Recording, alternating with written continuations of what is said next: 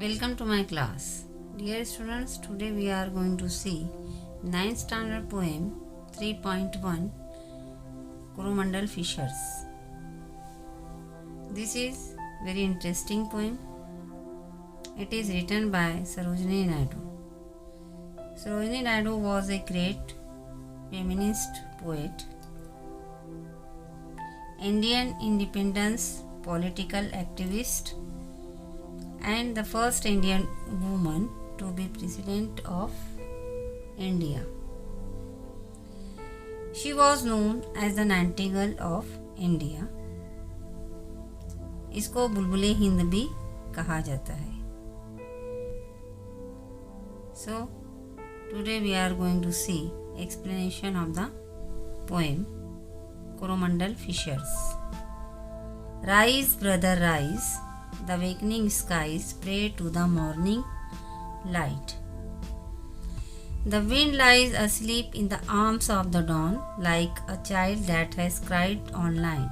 Come, let us gather our nets from the shore and set our catamarans free, to capture the leaping wealth of the tide, for we are the kings of the sea. In first stanza, rise brother rise, जागिए या जागो भाई जागो. आसमान में सूरज जो है उभर चुका है और सुबह की रोशनी दुआ करती है. इसलिए यहाँ पे जो भाइयों को एड्रेस किया गया यानी कि फिशर्स को कहा जा रहा है कि आप भी जागिए, अपने नींद से बेदार हो जाइए. The winds lies asleep in the arms of the dawn like a child that has cried all night. रात भर गूंजती रही हवा, अब वो early in the morning, dawn यानी अर्ली इन द मॉर्निंग, अलग सुबह के बाजुओं में सोती है, जैसा कि एक बच्चा जो रात भर रो रहा है.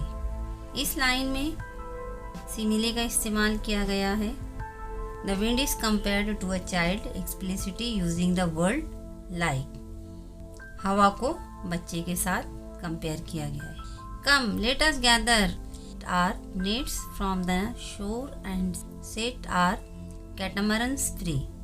आइए और अपने जाल को, मछली पकड़ने वाले जाल को किनारों से जमा कीजिए और अपनी कैटामरन्स यानी के कश्ती, selling vessels with to hulls, दो मोटी लंबी लकड़ियों वाली या लकड़ियों से बनाई गई बादबानी कश्ती जिसको कैटामरन्स कहा जाता है.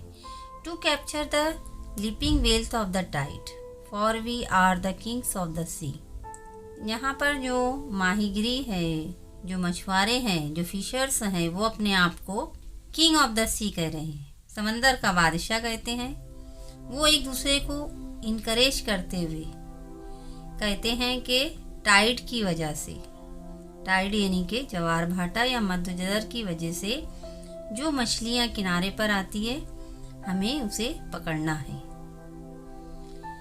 No longer delay, let us hasten away in the track of the seagull's call.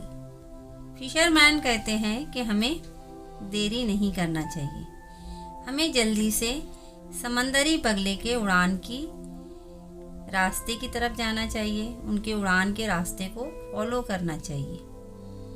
अब यहाँ पे समंदरी बगले के रास्ते को सीगुल यानी समंदरी बगला, उसके रास्ते या उसकी उड़ान की तरफ या उसकी आवाज़ की तरफ क्यों उनको फॉलो करना चाहिए?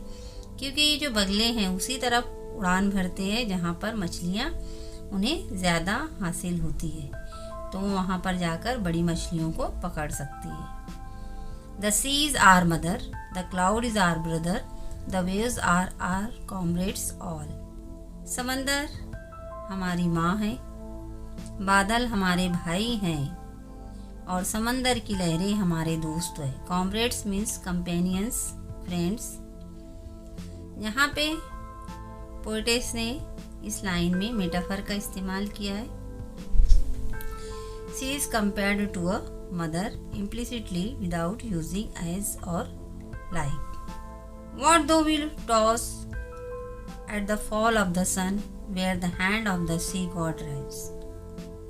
माहीगिरी या मछुआरे जो हैं वो मछलियाँ तलाश करने के लिए घूमते रहते हैं। वो कहीं भी ठहर जाते हैं, रुक जाते हैं और समंदरी खुदा उन्हें जहाँ ले जाता है वो वहाँ जाते हैं। लेकिन वो समंदरी खुदा ही है। He who holds the storm by the hair will hide in his breast our lives. उन तूफानों से बचाने के लिए समंदरी खुदा ही उनकी मदद करता है और उनको महफूज करता है या उनकी जिंदगियों को महफूज करता है। Now the last stanza.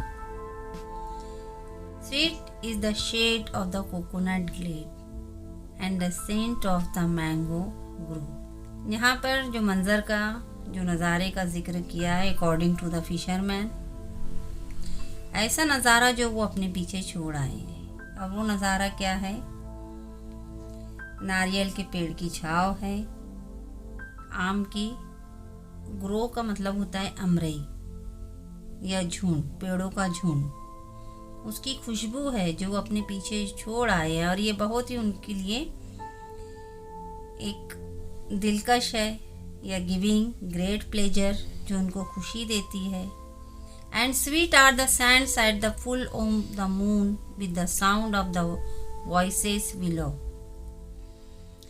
चांदनी रात में जो रेत खुशी मुयस्सर करती है, खुशी देती है, और समंदर के किनारे पर आने वाली आवाज़ जिसको वो चाहते हैं, ये दोनों चीज़ें वो अपने पीछे छोड़कर समंदर की तरफ आते हैं। बट या फिर समंदर की तरफ उन्होंने आना चाहिए। But sweeter o brothers the kiss of the spray and the dance of the wild foams Glee.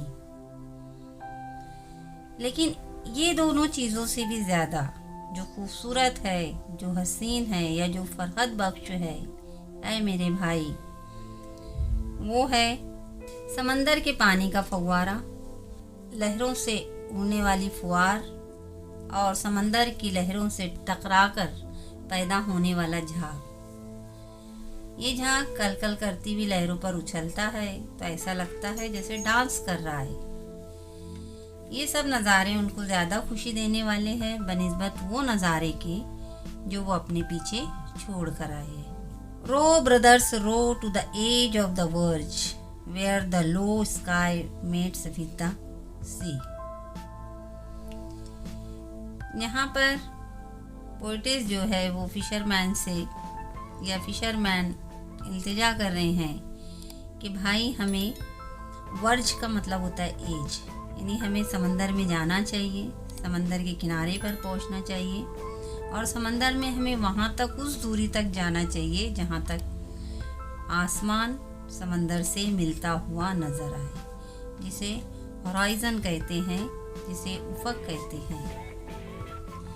इस नज़्म के ज़रिए the poet wants to impart certain advice और some moral principles. When we come together for a common purpose and put our faith in God, we can accomplish great things. That is the theme of the poem.